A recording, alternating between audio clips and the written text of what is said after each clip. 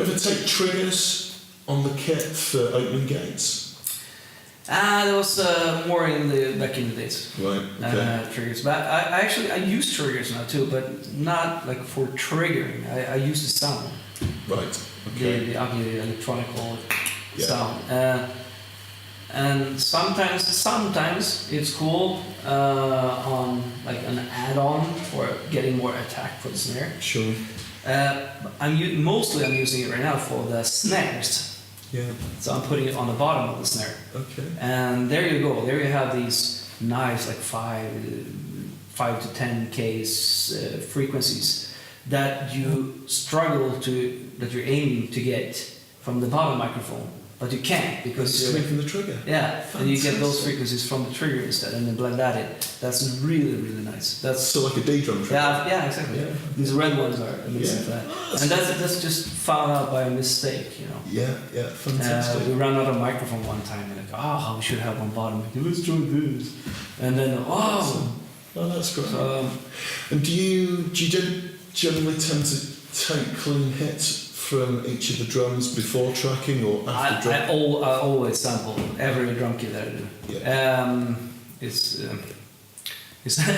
when you're lazy, you forget to do it, and then like, fuck, we should have done that from the beginning. Yeah. But do you ever use? But I always do it, and it's kind of cool for a lot of things. I mean, even to keep and have possibilities to do whatever, and then add in hits, you know, if something's missing. Sure. And also for the mix, I mean, if we should have swapped these toms because this ugly ride is destroying the tom at this moment. Sure. Take the sample hits, but I'm not.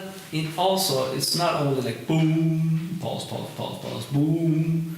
I want to have the drummer play too, like, and do his normal things sometimes. Yeah. And there you go. Then you can take those kind of fills, slice it up, and then add that the same way he's playing.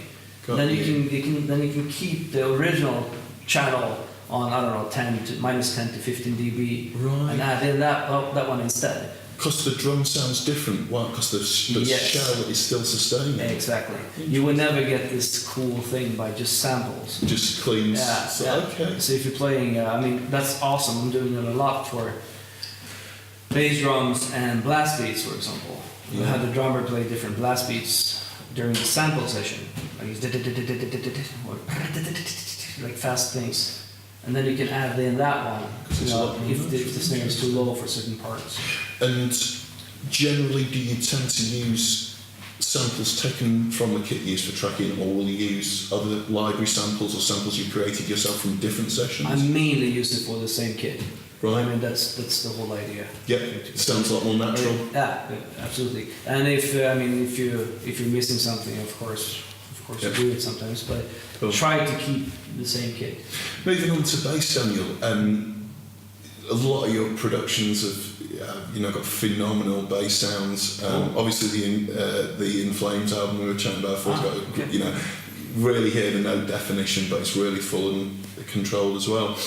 At the recording stage, do you tend to go with a DI and a couple of mics, or do you use multiple sources? There's always a DI involved. Yeah. Always. So a DI and the cabinet that you got, or the amp that you got.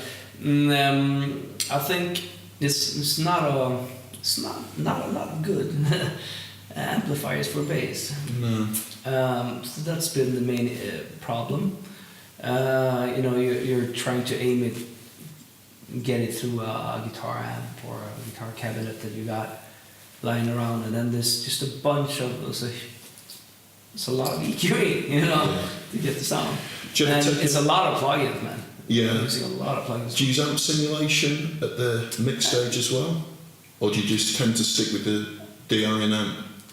Trying to stick with the DI and amp. Right. Okay. And do you ever use a separate channel of distortion on the bass as sort of like reinforcement distortion? Lately, there's been a lot of fuzz involved. Yeah. Just to get that extra layer. And is that generated at the mix stage on the DI cut? No, it's more during the recording actually. Right. Okay. I kind of like to print. Just trying to get as close as possible and print.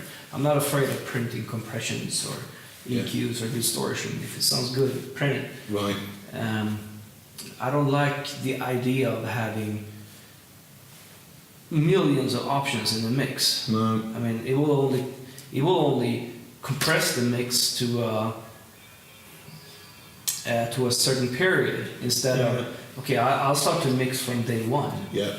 Start making decisions, commit to things earlier. Yeah. Delete the bullshit. Yeah. And you know, when I'm done with the drums, I'm mixing the drums. Sure. And I'm done with the guitars, I'm mixing the guitars. Yeah. That will also make things funnier for the vocalist, for example, who's doing everything is more or less there and you can get a feeling.